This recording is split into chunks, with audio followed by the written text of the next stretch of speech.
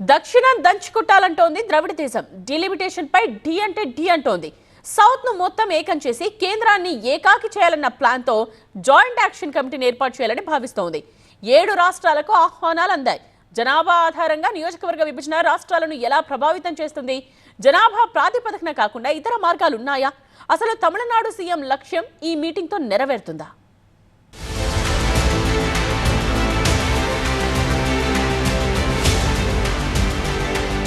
Delimitation పై దక్షిణాది రాష్ట్రాలు ఏకమవుతున్నాయి. మరో 30 ఏళ్ల వరకు నియోజకవర్గాల పునర్విభజన చేపట్టవద్దని డిమాండ్ చేస్తున్నాయి. కొంతకాలంగా ఈ వాదన బలంగా వినిపిస్తోన్న తమిళనాడు సీఎం స్టాలిన్ నేతృత్వంలో డీలిమిటేషన్ కు వ్యతిరేకంగా జాయింట్ యాక్షన్ కమిటీ ఏర్పాటు చేసేందుకు 7 రాష్ట్రాల సీఎంలకు లేఖ రాశారు. దక్షిణాది రాష్ట్రాల తరపున బలంగా తమ గొంతును వినిపించాలని, ఇందుకోసం అందరం కలిసి పోరాడాలని పిలుపునిచ్చారు స్టాలిన్.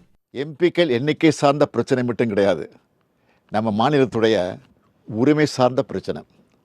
அதனால தான் தமிழ்நாட்டில் இருக்க அனைத்து கட்சிகளையும் அழைச்சி கூட்டம் நடத்தணும். பாஜக தவிர மற்ற எல்லா கட்சியினரும் ஓரணியில் நின்று நியாயமான தொகுதி மறுசீரமைப்பு வேண்டும்னு ஒரு தீர்மானத்தை நிறைவேற்றணும்.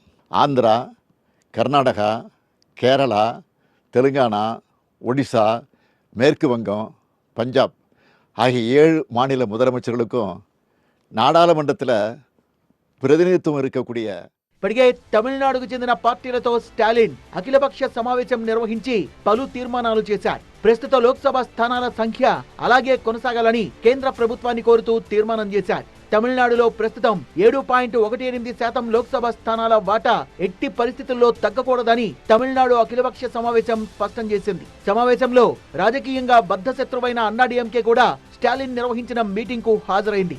అలాగే హీరో విజయ్ పార్టీ టీవీకే కూడా డీలిమిటేషన్ ను వ్యతిరేకిస్తూ అఖిలపక్ష భేటీలో పాల్గొంది. సో ద్రవిడ గడ్డపై బీజేపీయేతర పక్షాలన్నీ డీలిమిటేషన్ ను వ్యతిరేకిస్తున్నాయి. అలాగే కర్ణాటక, తెలంగాణ, ఆంధ్రప్రదేశ్, ఒడిశా, పశ్చిమ బెంగాల్, పంజాబ్ రాష్ట్రాల్లోని బీజేపీయేతర పక్షాలకు ఆహ్వానాలు పంపింది డీఎంకే. ఆహ్వానాలు అందుకున్న వారిలో Telangana CM Revanth Reddy, AP CM Chandrababu, Karnataka నుంచి deputy CM DK Shivakumar, Kerala CM Pinarayi Vijayan, Punjab CM Bhagwant Mann, AP Congress అధ్యక్షులు, వైసీపీ అధినేత Jagan, BRS working president KTR ఉన్నారు. డీలిమిటేషన్ ను దక్షిణాది రాష్ట్రాలతో పాటు పంజాబ్, ఒడిశా రాష్ట్రాలు వ్యతిరేకిస్తున్నాయి. డీలిమిటేషన్ తో ఏపీ, తెలంగాణ, తమిళనాడు, కర్ణాటక, కేరళతో పాటు పశ్చిమ బెంగాల్, పంజాబ్, ఒడిశా రాష్ట్రాలు తీవ్రంగా నష్టపోతాయని సీఎం స్టాలిన్ పదే పదే చెప్తూ వస్తున్నారు. దీనివల్ల సౌత్, నార్త్ మధ్య సమతుల్యత దెబ్బతిని రాజకీయంగా, ఆర్థికంగా తీవ్ర ప్రభావం చూపుతుందని ఆందోళన వ్యక్తం చేస్తున్నారు. తెలంగాణ సీఎం రేవంత్ రెడ్డి కూడా కేంద్రం నిర్ణయాన్ని బహిరంగంగా విమర్శిస్తూ వస్తున్నారు. ఇది ఒక రాజకీయ పార్టీకి సంబంధించింది కాదు. సౌత్లో, దక్షిణాదిలో ఉండే అన్ని రాష్ట్ర ప్రజలకు నష్టం. ఇది పార్టీలకు అతీతంగా స్పందించాల్సిన సందర్భం. తప్పకుండా పార్టీలకు అతీతంగా అందరినీ ఆహ్వానిస్తాం, including Bharatiya Janata Party south. JAC meeting కి ఇప్పటికే కేరళ సీఎం పినరై విజయన్ చెన్నై చేరుకున్నారు. Telangana CM Revanth Reddy, BRS working president KTR కూడా హాజరుగానున్నారు. పంజాబ్ సీఎం భగవంత్ మాన్ హాజరయ్యేందుకు అంగీకరించినట్లు డీఎంకే వర్గాలు చెబుతున్నాయి. ఒడిశా బిజు జనతాదళ్ ప్రతినిధులతో పాటు Karnataka deputy CM DK Shivakumar హాజరుగానున్నారు. ఏపీ సీఎం చంద్రబాబుకు ఆహ్వానం అందినా ఎన్డీఏ కూటమితో కలిసుండడంతో ఆయన మీటింగ్ కు హాజరయ్యే ఛాన్స్ లేదు.